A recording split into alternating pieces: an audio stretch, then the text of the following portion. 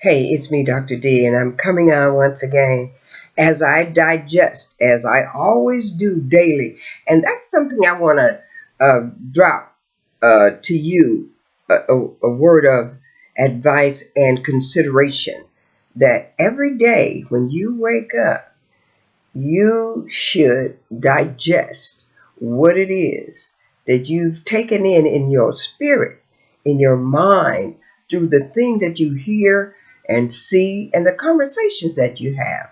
So that whatever comes into your mind, you have to understand that that creates your thought pattern and it really fuels your feelings.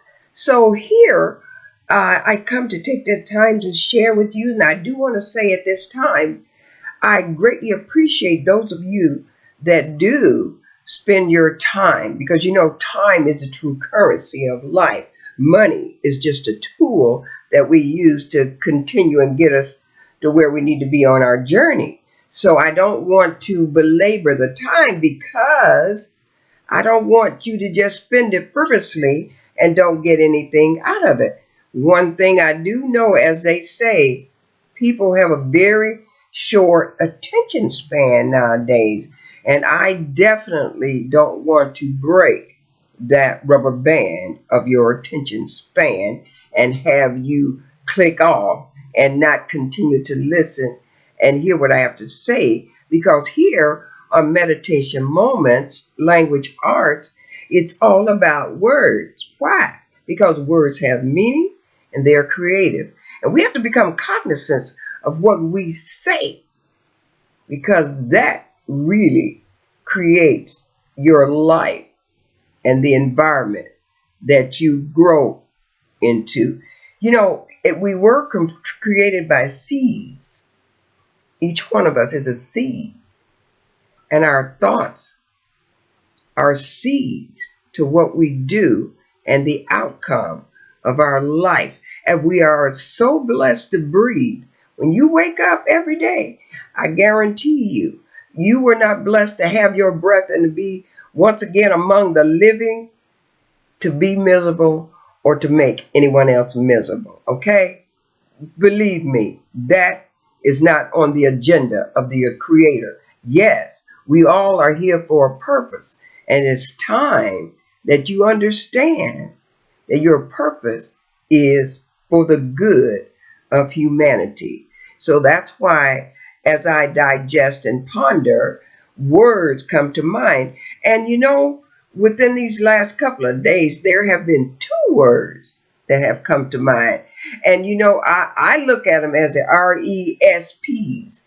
Matter of fact, there's a song from back in the day by our wonderful, wonderful queen of soul, Miss Aretha Franklin.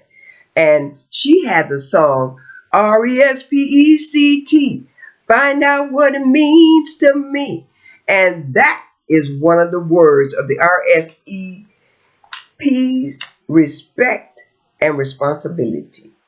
Now, I've learned to take notes and that sort of thing. So I'm going to be reading from my notes because, when I speak freely from myself, my spirit, it goes off sometimes on a tangent.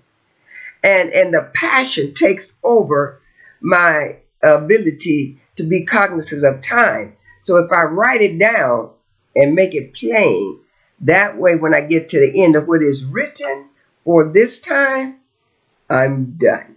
So let's go to my notes here. And as I ponder words when it comes to language arts, there is two sources that I go to in order to get an understanding of the meaning of these words.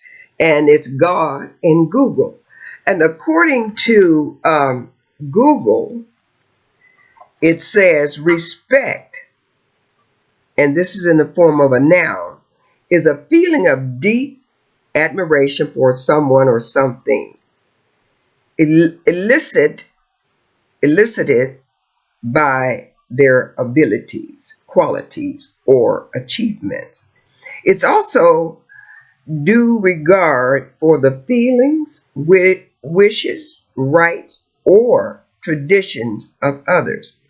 And as a verb, it means to admire deeply as a result of their abilities or creation.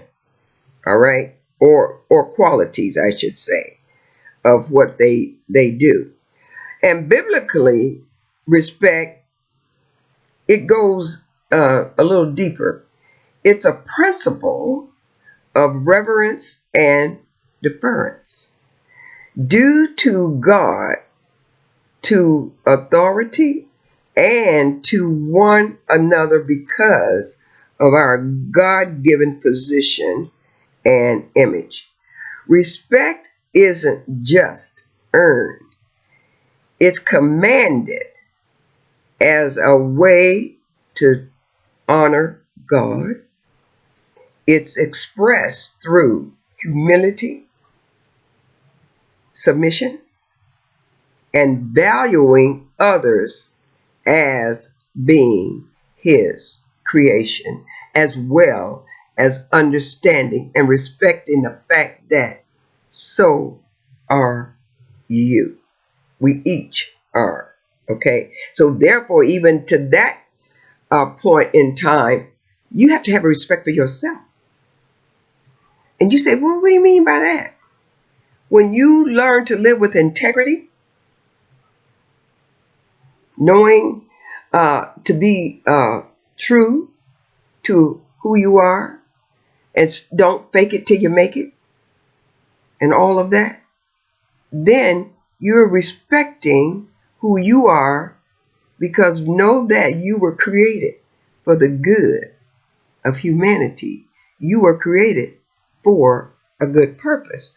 So also, we are called to respect people, as I'm saying, regardless of their status, because everyone bears God's image. Everyone was created. As a matter of fact, in society, I find that a lot of times people think that you ought to respect them because of a title that they have or how much money that they make, right? They really do. And I've even learned that people respect people according to how tall they are. For real, honestly. And the color of their skin. All of that. Which is really, when it comes to respecting, that is built on a figment of their imagination. And I'll explain that later. But let me get back here. Here again, just that alone almost had me going off on a tangent. Okay? Now, and the second word is responsibility. And this is also deeply rooted in Scripture. It's about being accountable for our actions, choices, and how we live before God and others.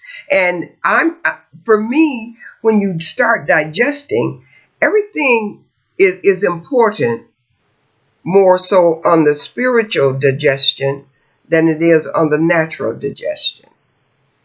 So as you listen to me in different segments, you'll get a deeper understanding on where I'm coming from with that. So looking at respect and responsibility, listen, these are some points that it is encompasses, that it is a part of. And personal and spiritual accountability is one of them, because we're responsible for our own faith and actions, and we don't blame others for it. You know how people will say, well, I'm like this because my daddy wasn't home, or I'm like this because I grew up with my grandmother and I didn't have my parents. So here again, being responsible as you become an adult, all of those excuses go out the window, because now you are responsible for your own decisions that you make. As a matter of fact, speaking of decisions, I wrote a book. I was given the charge to write a book. And this book here, let me show you. It's called, can you see that? Life Decisions Workbook. And so it begins, because it begins with the work that you do within yourself.